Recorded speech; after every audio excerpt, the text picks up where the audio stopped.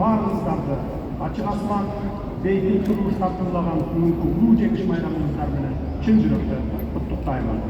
Сүйүктүү Кыргызстаныбызда ар дайым тынчтык өкүлсүз. Урматтуу мекендештер, адамзат тарыхындагы эң чоң апаат, миллиондогон адамдардын өмүрүн жалмаган экинчи дүйнөлүк согуш, анын ичинде улуу ата мекендик согуштун кесепеттүү азабы бүгүнкү күнгө чейин кайгыруу менен эскерилип келет. Германиянын жана анын сайыздаштарынын согуш отун тутатып жибериши, 1941-жылы СССРга кол салышы бүтүндөй Европа, Азия, Африка аймагындагы өлкөлөрдүн жай турмушуна үлүк салып, жанчыдагы сазак тозок кыргын сүргүндөр менен коштолгон.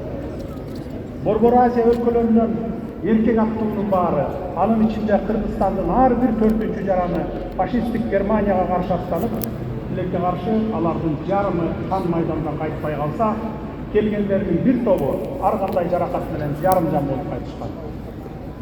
Биз мына ошол кан кечкен майданда Союздун курамындагы бардык элдердин өкүлдөрү менен бир катарда салгылашкан ата бабаларыбызды сыймыктануу менен эскеребиз.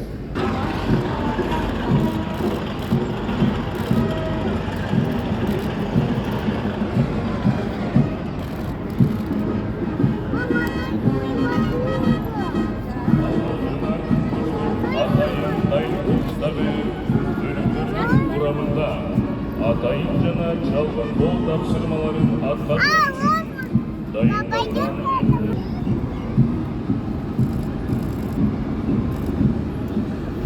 На площади Алатау вступает колонна артиллерии вооруженных сил Кыргызстана.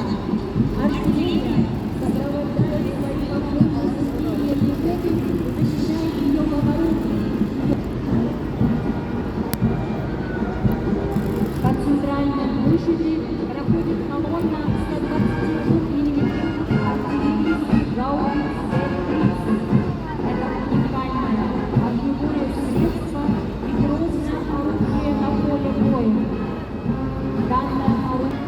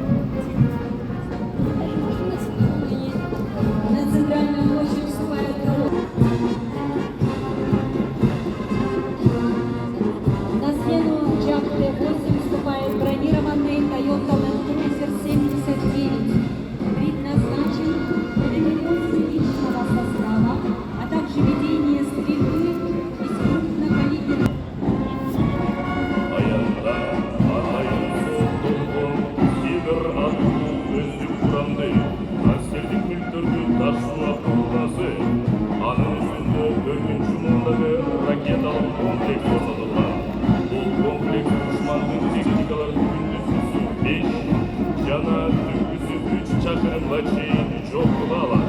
Бул система жасалма интеллект менен башкарылат.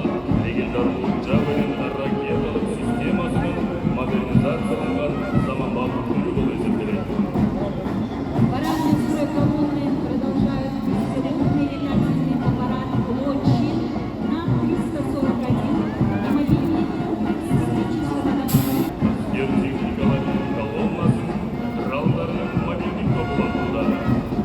По центральной площади проходит колонна больших грузовых. В парадном строю на трале зенитно-ракетный комплекс «Стрела-10». Тралдар жауапкерлердин күчүргөн унаасы БМП-2 жана Т-72 танкасын ташып келе жатат. БМП-2 бригадасы өздік құрамды тасуға, үжірмен ұштардың өткізігі жау аскерлердің шабуылын қолдауға арналған. Ал 30 мм автоматты тузан керегі жана 762 мм пулеметпен жабдылған. Т-72 танкасы атайын танкка каршы колдонулган кумулятивдик октун токтотууга жөндөмдү. Жана